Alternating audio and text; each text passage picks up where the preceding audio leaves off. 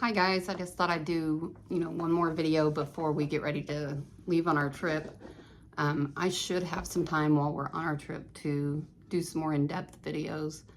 I think I'm just gonna go over some of the symptoms that you could have. Some of these are considered, not normal with menopause, but they are possible. I do have some of these. I'll let you know which ones I have.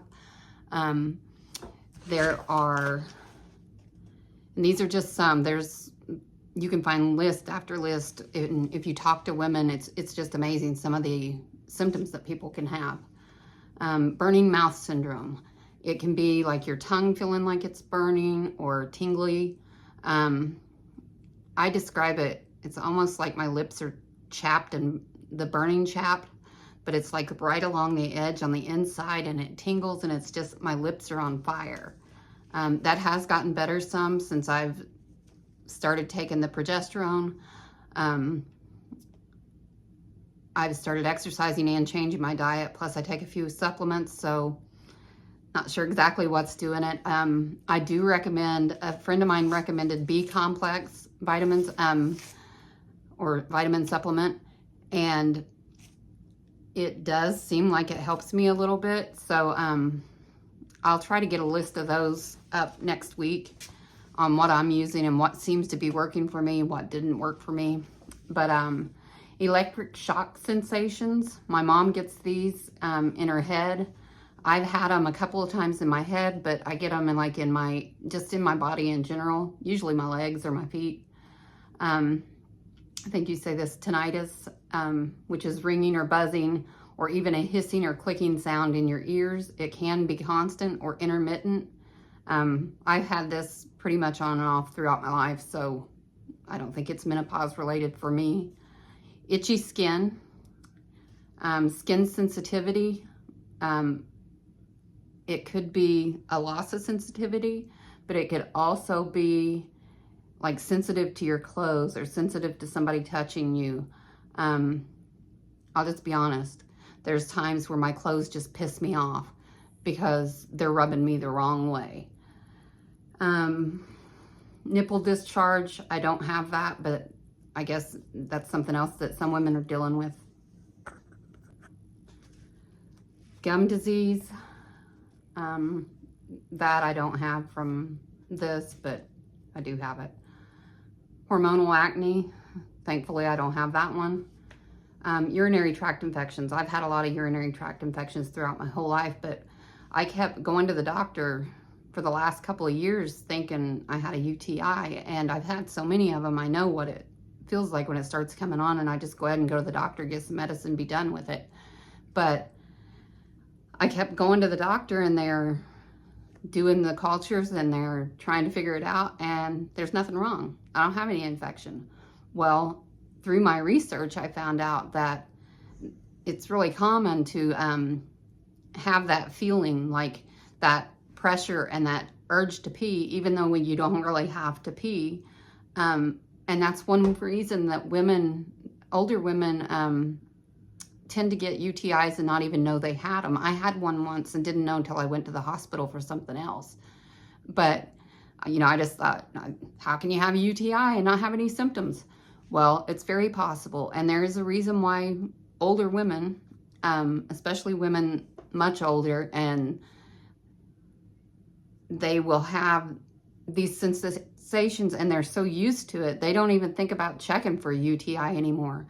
And then they have a UTI, it moves, into their kidneys or whatever, they end up septic and they die. So, yet another fun thing. Changes in body odor.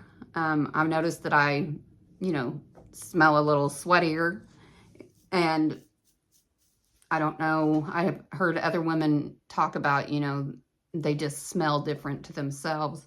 But a lot of it's got to do with because we're sweating more because of the hot flashes. Hair loss. My hair's been thinning for years, and then I had bariatric surgery, which didn't help. It goes through phases. I'm not too worried about that. I'll just buy a wig, and then I'll have a wig for every personality. I've always said that. Dry eye syndrome. I'm pretty sure my mom has this. I don't have this, but basically your eyes just feel dry and they recommend that you treat it with, you know, eye drops. Heart palpitations. I do have this. I have discovered also that the B-complex vitamins or supplement does give me heart palpitations. It'll only happen a couple times, like right after it kicks in, and I can deal with it if it helps me in any other way. Mood changes like depression, anxiety, irritability, mood swings, panic attacks, rage. I've dealt with all of those and still dealing with them, but I have had 3 pretty good days. And I told my guy this morning when I got up, and, you know, I'm so excited because, you know, I woke up this morning, I didn't feel foggy at all. I feel like I slept straight through last night. I may have woke up once, but I don't even remember. My head feels clear today. I feel more like me than I've felt since June. Sleep problems, so insomnia, night sweats, night wakening, trouble falling to sleep. Night wakening is just waking up in the middle of the night and not being able to go back to sleep. You may sleep like an hour or two and then you're awake for an hour or two or more. And then you sleep again for an hour or two and you're awake again. And, you know, that's assuming that you don't have to get up and go to work the next day, because otherwise you're probably getting 2 to 4 hours of sleep like I was. Vaginal dryness, which can cause discomfort during sex, pain during sex. I have noticed this a little bit, but it's not an area that, you know, I've had much trouble with. There is something called vaginal atrophy, but it's just got to do with the lack of hormones and the way our bodies are going to change. Sorry for all the ums. I will get this together eventually. It's just so weird talking to a camera and doing this. So anyway, I'm going to move on for today, but I just wanted to get something else out there. Like I said, I plan to start next week trying to get at least 1 or 2 videos up a week on YouTube. And then I'll try to get some shorts out on TikTok. It seems like I've had a lot of interaction, a lot of people interested. I really need you to comment in the comments. Tell me what's working for you, what's not working for you, or what are you struggling with? Maybe there's something that I'm doing that can help you, or maybe there's something that you're doing that can help me. One of the things that I'm trying right now is, I know Dr. Mary Haver recommends, I think she calls it the Galveston diet. And part of that is the intermittent fasting. Well, due to the fact that I've had gastric bypass and I'm already limited to what I can absorb, I'm supposed to eat high protein and, you know, drink tons of water.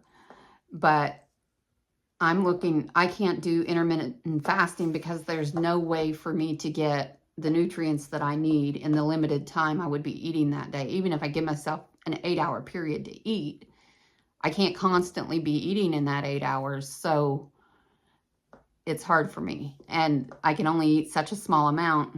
I just would never reach my goals with my protein and stuff. And if I don't eat the protein, my hair falls out and my teeth could fall out. And so we don't want that.